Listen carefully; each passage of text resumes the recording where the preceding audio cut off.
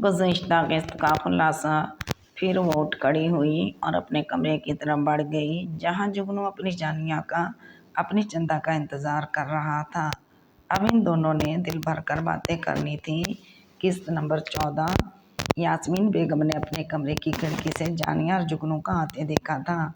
दोनों कितने खुश थे। यूं लग रहा था जैसे किस्मत के फरिश्तों ने मेहरबान होकर सारी रनाइयाँ इनकी झोली में डाल दी। जानिया के होठों पर हंसी खिली पड़ी रही थी और जुगनू की संगत का गुरूर उसके अंग अंग से आया था, जिसने यास्मीन बेगम के अंदर आग लगा दी। जो अगर वो इस वक्त कमरे से आती तो इस आग की तपिश में जानिया हरगिज महफूज नहीं रह सकती थी। इसी ख्याल के तहत तुम अपने कमरे से नहीं निकली और इधर से उधर टहल कर अपने अंदर दहकते अलाव को सरूर करने की कोशिश करने लगी, लेकिन इन्हें कामयाबी नहीं हो रही थी। खुद इन्हें लग रहा था जैसे वो अपने साथ साथ सबको जला डालेगी। बड़ी मुश्किल से वो खुद को बाहर जाने से बाज रखे हुए थी। फिर अपना ध्यान हटाने को वो चीज़ें उठाकर इधर उधर रखने लगी, मगर किसी तरह सुकून नहीं आ रहा था। कितनी देर तो बैठी नहीं, फिर कदरे नीम दराज होकर बैग पर सर रख कर पलकें मूंद लीं। अचानक हल्की सी दस्तक के साथ दरवाज़ा खुला और जानिया की खिलखिलाती हुई आवाज़ ने जैसे बुझते अंगारों को फिर से हवा दे दी। उन्होंने ज़रा सी आंखें खोलकर से देखा। मम्मा जानी, आपकी तबीयत तो ठीक है, बेवक्त सो रही हैं। जानिया अपनी ही धुन में थी। बैठ जाओ जानिया। इनके ठहरे हुए सर्द लहजे पर जानिया ने चौंक कर इन्हें देखा। फिर इनके पास बैठती हुई इनके हाथ पर अपना हाथ रखकर पूछने लगी, क्या हुआ है मम्मा जानी? आपकी तबीयत तो ठीक है ना? बहुत हल्की सी हूँ कि आवाज़ इनके बंद होठों के अंदर दम तोड़ गई। जानिया इनके लहजे से कुछ खाइफ होकर इधर उधर देखने लगी तो इसे कुछ माहौल से कुछ अजीब सा एहसास हुआ। इसने खौफजदा होकर इनको पुकारा। तब इनके होंठ पहले ज़रा से नींबा हुए, फिर जैसे वह खुद को बोलने पर आमादा करके कहने लगी, हाँ ठीक हूँ, एक बात पूछूं मम्मा जानी? हाँ हाँ कहो, क्या बात है? वो फ़ौरन बोली, क्या आप मुझसे खफा हैं? इसने इतने यकीन से पूछा कि वो सिटपिटा गई। क्यों? नहीं मालूम, बस मुझे महसूस हुआ तो कह दिया। ऐसी कोई बात नहीं, वहम है तुम्हारा।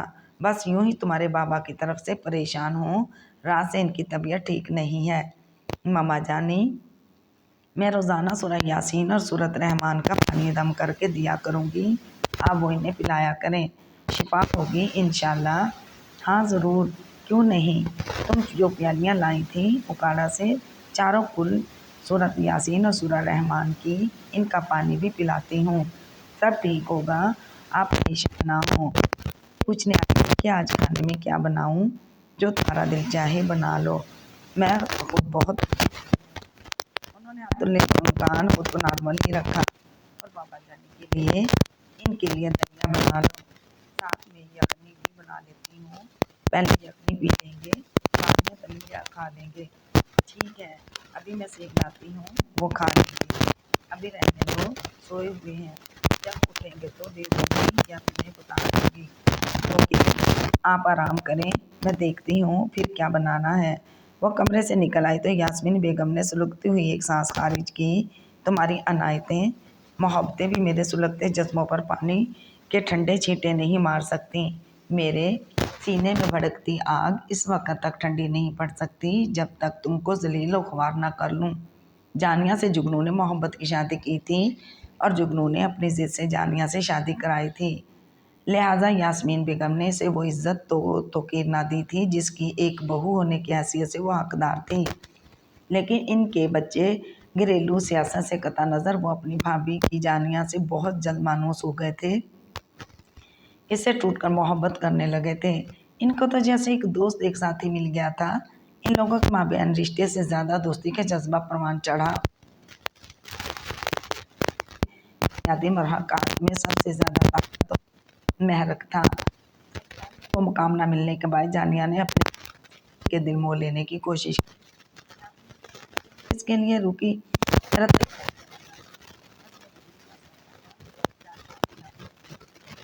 का नतीजा थी।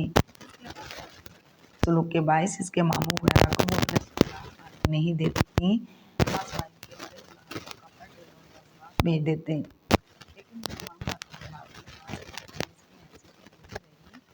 मन चाहे लोग लाने की ख्वाहिश दिल में ही दम तोड़ गई थी।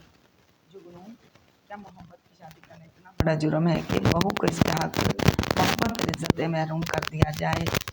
और रोते हुए जुगनू से शिकवा करती, मैंने कब कहा था मुझसे शादी करें? मोहब्बत आपको हुई थी, मुझसे मुझे मेरे तो बस बचपन से दुख किया और कुछ सोचा ही नहीं था। पागल हो, क्यों रोती हो? ऐसा कब कहा मैंने? वाकई मुझे तुमसे मोहब्बत हो गई थी तो शादी की तुमसे। वो इसकी बातों से बहल जाती, इसकी बाहों में आकर इसके सीने से लगकर सब भूल जाती थी। अकेले में तो वो फिर कुछ नरम पड़ जाती थी, मगर अलमास हमेशा ही इन्हें गलत रवैयों और फैसलों पर उकसाती थी। जुगनू की समझ से बाला था कि मामा जान को अच्छे बने घर को सियासत हाउस बनाकर अपना असल और सोच माने की क्या ज़रूरत थी। घर में इनका हुक्म था, सब पर इनका होल्ड था। बस जुगनू ने अपनी जिद पूरी कराई थी। अब यास्मीन बेगम को अपने दिल की गुनाह निकालने के लिए कोई ना कोई मौका मिल ही जाता था। यास्मीन बेगम की समझ में नहीं आ रहा था कि अलमास इनके और जानिया के दरमियान तफरका क्यों डाले रखना चाहती है। मगर जो रवैया जुगनू के घर वाले खुसूसन यास्मीन बेगम ने जानिया के साथ न रखा, इसके बाद में जुगनू का फर्ज बनता था कि इसकी हिफाजत करता, इसकी हमायत तरफदारी हक और सच जानिया का साथ देता। मामा जानी, आप जानिया की वकालत अम्मी से क्यों रखती हैं? वो तो आपको कुछ नहीं कहती, बल्कि आपके हर बात का हुक्म का दर्जा रख देती है। एक दिन जुगनू ने माँ को कह डाला था, बेटा सन की शादी की है, अगर तुम स्टैंड नहीं लोगे तो कौन लेगा?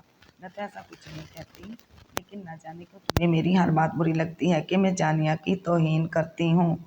इनका लहजा नरम मगर सख्त लिए हुए था।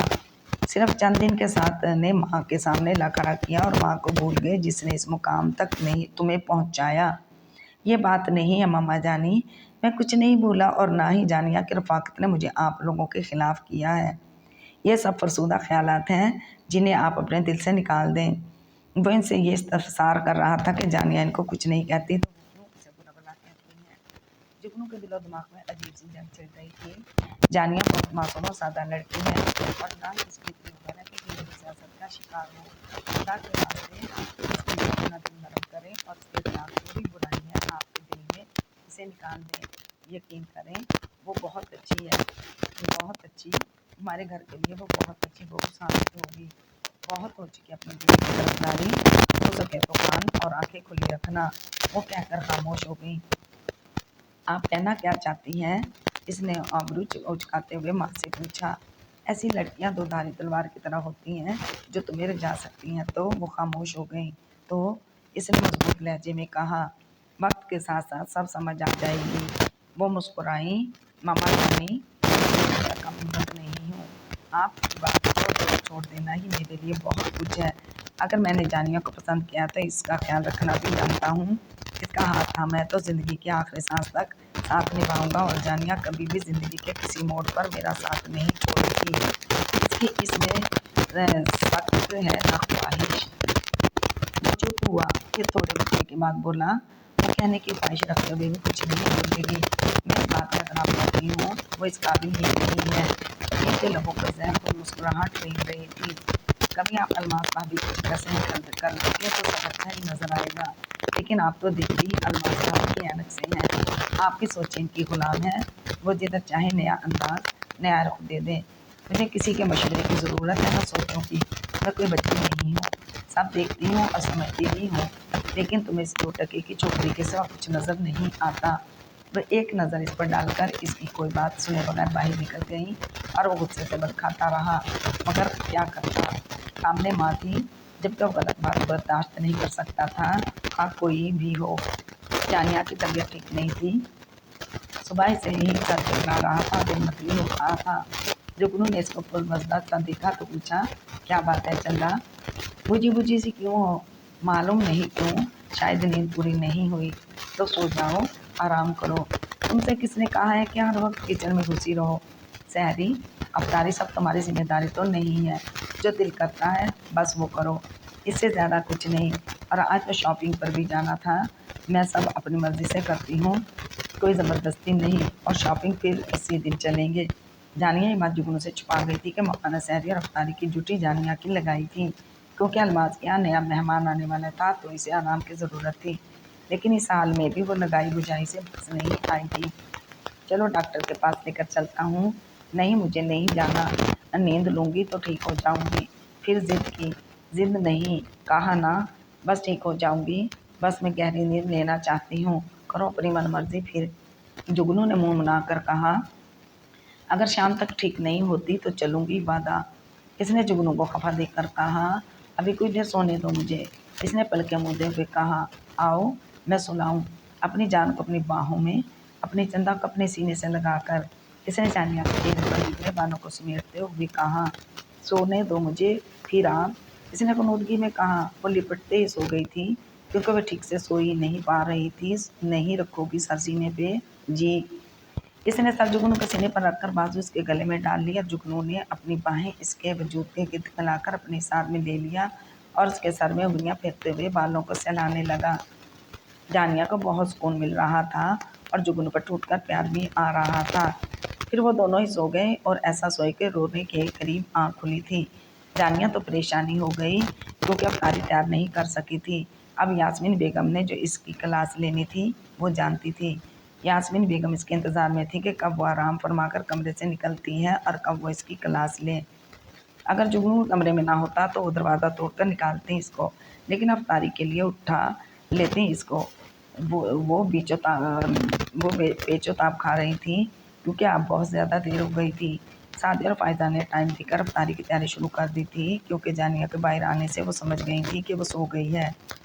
जानिया ने पुष्ट पर बिखरे बालों को ढीले से जुड़े की शक्ल देते हुए गर्दन पर छोड़ दिया, लेकिन इसके चेहरे पर पहली परेशानी के साथ जुगनू भाप गया था। जानिया, क्या बात है, क्यों परेशान हो रही हो? कुछ नहीं, बस बहुत देर हो गई अफ्तारी की तैयारी, और अब मम्मा जानी नाराज़ होंगी, बदमज़गी होगी और फिर आप। क़यामत नहीं टूट पड़ी। अगर नहीं उठी हो तो समझ जाना चाहिए कोई वजह ही होगी। अगर एक आदमी नहीं उठा तो बाकी लोग तो मौजूद हैं ना घर में। आप प्लीज़ जुगनू कुछ नहीं बोलिएगा दरमियान में, बस दो चार सख्त जुमले ही बोलेंगी ना तो मैं चुप करके सुन लूँगी, मुझे कोई फ़र्क नहीं पड़ता। तुम ये तो सोचो कि तुम्हारी तबीयत ठीक नहीं है, तो ये इनको तो मालूम नहीं है ना, तुम बता तो सकती हो ना। हाँ, बता दूँगी, इसने जुगनू को दिलासा देते हुए कहा, जबकि वो जानती थी यास्मीन बेगम इसकी कोई बात नहीं सुने बगैर शुरू हो जाएंगी और जब दिल की भड़ास निकल जाएगी तो इसकी कुछ नहीं सुनेगी। बस आप प्लीज़ नहीं बोलेंगे, ठीक है, जैसे तुम्हारी मर्ज़ी, फिर मुझसे शिकायत मत करना। पहले कभी की है? नहीं, जुगनू ने नफ़ी में सर हिलाते हुए कहा। तो फिर अब कैसे सोच लिया कि आपसे कोई गिला करूँगी? वो खामोश रहा। अब उठने दें, पहले ही बहुत देर हो गई है, वो उठते हुए बोली। जुगनू ने इसकी कलाई पकड़ना चाही ताकि अभी कुछ देर और इसके अपने सामने बिठा देखता रहे। इस वक्त सोया सोया सा जानिया का चेहरा जुगनू को बहुत दिलकश लग रहा था। इसका दिल चाह रहा था कि वो इसके सामने बैठी रहे और वो इसको देखता रहे, लेकिन वो इतनी फुर्ती से उठी थी कि वो सोचता ही रह गया। वो सीधी वॉशरूम की तरफ भागी थी और जल्दी जल्दी दो चार छींटे मुंह पर मारे और बाहर निकल आई। मैं बाहर जा रही हूँ, आप जल्दी आ जाइएगा, इसने दरवाजे की तरफ बढ़ते हुए कहा। नहीं, तुम रुको, मैं अभी 5 मिनट में फ्रेश होकर आता हूँ। नहीं, आप बाद में आ जाइएगा, मैं चलती हूँ। फिर अपनी मनमर्जी कर रही हो, कहा ना कि रुक जाओ। जुगनू, प्लीज़ ये वक्त बहस का नहीं है, फिर सही, इसने जुगनू की बात सुने बगैर कहा और अगले लम्हे कमरे से बाहर निकल गई। वो डाइनिंग रूम में पहुंची तो सब लोग रोज़ा अफ्तार करने के इंतज़ार में बैठे थे। इसने सबको मुश्तक़ रखा, सलाम किया, सब ने जवाब दिया, मगर यास्मीन बेगम ने रुख मोड़ लिया और सलाम का जवाब भी नहीं दिया। इनका चेहरा गुस्सा ज़ब्त करने की कोशिश में सुर्ख हो रहा था। जानिया ने कुछ नहीं कहा, खाली कुर्सी पर बैठ गई, लेकिन किसी ने इसकी से कोई बात नहीं की। जुगनू उसकी बराबर वाली कुर्सी पर आकर ही बैठा था कि करीबी मस्जिद से सायरन की आवाज़ पर सब लोगों ने दुआ पढ़ते हुए रोज़ा अफ्तार कर लिया। जानिया भी इसी खामोशी से खजूर मुँह में रख लिया। जुगनू ने भी। जब मगरिब की अज़ान हो चुकी तो वो बर्तन समेटने के लिए खड़ी हो गई और चीज़ें समेटने लगी, लेकिन यास्मीन बेगम की आवाज़ पर इसके हाथ रुक गए। जानिया, तुम बैठो, सादिया और फ़ायदा उठा लेंगी, तुम आराम करो और नींद पूरी करो, क्योंकि तुम आराम करने की गर्ज से तो इस घर में आई हो। अपने घर में तुम काम कर कर के थक गई हो। ज़ाहिर है मोमानियों ने तुम्हें गद्दी पर थोड़ा बिठाया होगा, काम तो लेती ही होंगी तुमसे, लेकिन यहाँ तुम पर कोई पाबंद नहीं है कि तुम किसी काम का हाथ लगाओ। दिल का सौदा है, कर लिया तो कर लिया वरना ज़रूरी नहीं।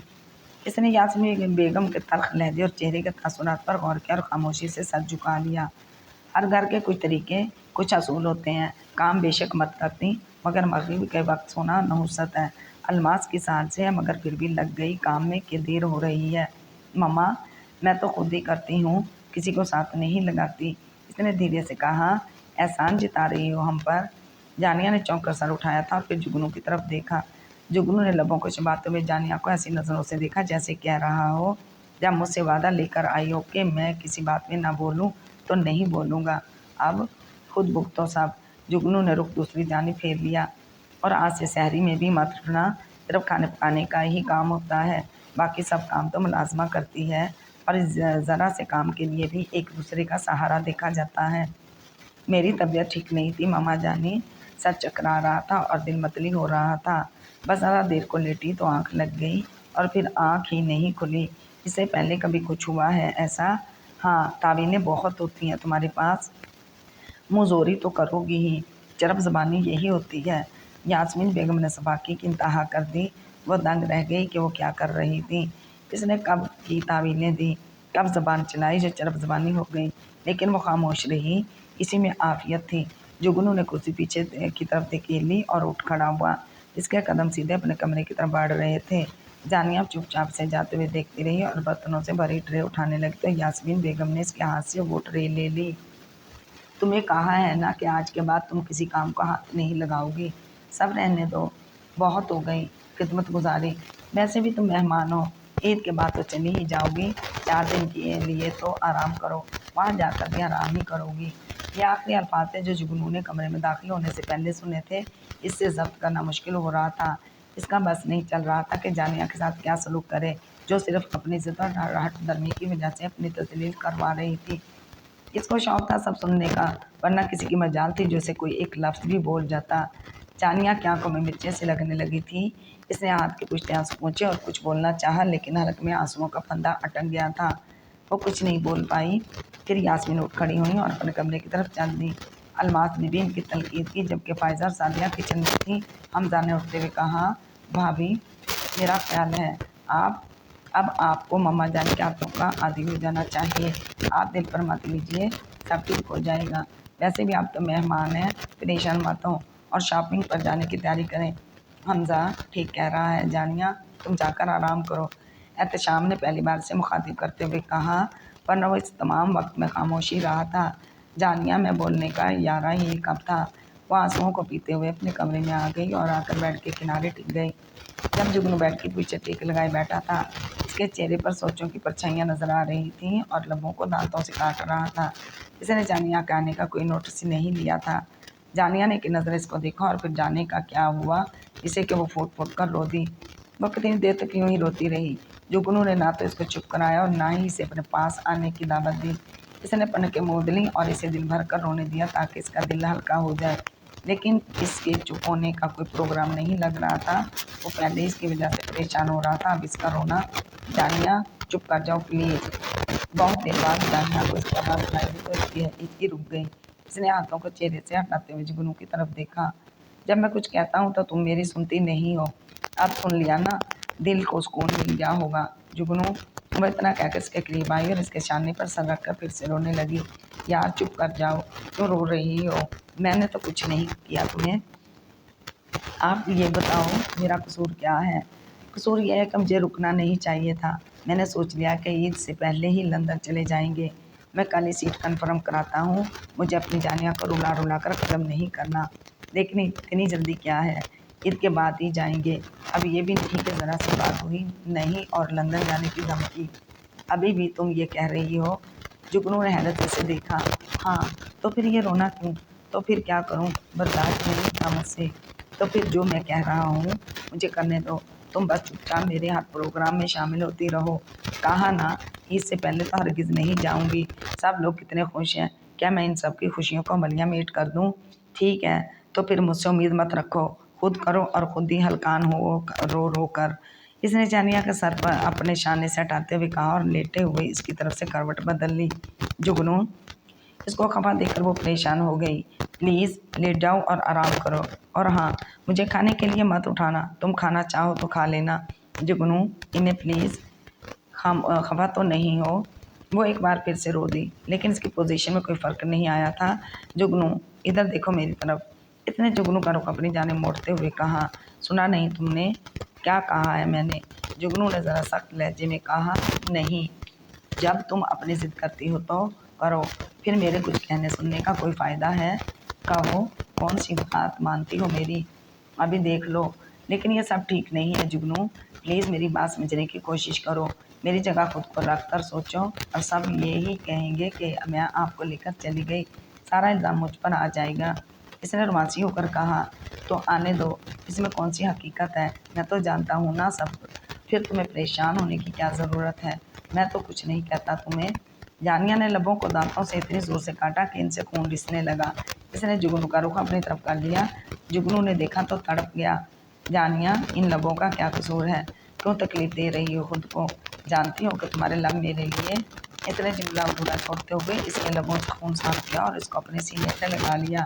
پگلی یوں بھی کرتے ہیں بھلا، اگر میری بات مان لیا کرو، اتنی تکلیف تو نہ اٹھاؤ۔ جانیہ تم جانتی ہو تمہیں کوئی دکھ اور تکلیف ہو تو میں خود اذیت میں مبتلا ہو جاتا ہوں، لیکن جب تم میری بات نہیں مانتی ہو تو غصہ آتا ہے۔ کتنی بار کہا ہے کہ سن لیا کرو جو میں کہوں، مگر تم… ٹھیک ہے، لیکن آپ بھی تو ضد کیا کریں، نہ کیا کریں۔ ضد میں کرتا ہوں نہیں تو کیا میں کرتی ہوں؟ ایک بات بتاؤ، تمہیں ڈر نہیں لگتا مجھ سے کہ کبھی غصے میں ہاتھ اٹھ گیا تو؟ جانیہ نے اس کا جملہ پورا کیا۔ ہاں، جگنو نے اسبات میں سر ہلایا، مجھے یقین ہے آپ کا ہاتھ کبھی نہیں اٹھے گا مجھ پر، اور کبھی ایسا ہو بھی گیا تو ایک تھپڑ کے بعد کبھی دوسرا تماچا نہیں مار سکیں گے، کیونکہ ایک ہی ہاتھ رسید کرنے پر احساس ہو جائے گا کہ آپ غلط کر رہے ہیں۔ جانیہ نے پورے وثوق کے ساتھ کہا، اور حقیقت بھی یہی تھی کہ جگنو کبھی بھی جانیہ پر ہاتھ نہ اٹھاتا۔ ہاں ٹھیک کہہ رہی ہو، لیکن پھر بھی ایسا ہو گیا تو آپ بہت پیارے سوری کر کے گلے سے نکالیں گے۔ جانیہ کی بچی، جگنو نے پیار سے اس کے گال کو چھوتے ہوئے کہا، ابھی نہیں ہے، ہو جائے گی، اسے کہتا لگا۔ اس نے شرما کر میرا ہاتھوں میں چھپا لیا، اور جگنو نے بہت پیار سے اپنی باہوں میں سے چھپا لیا، اور جانیہ اس کے احسار میں آ کر بہت پرسکون ہو گئی تھی۔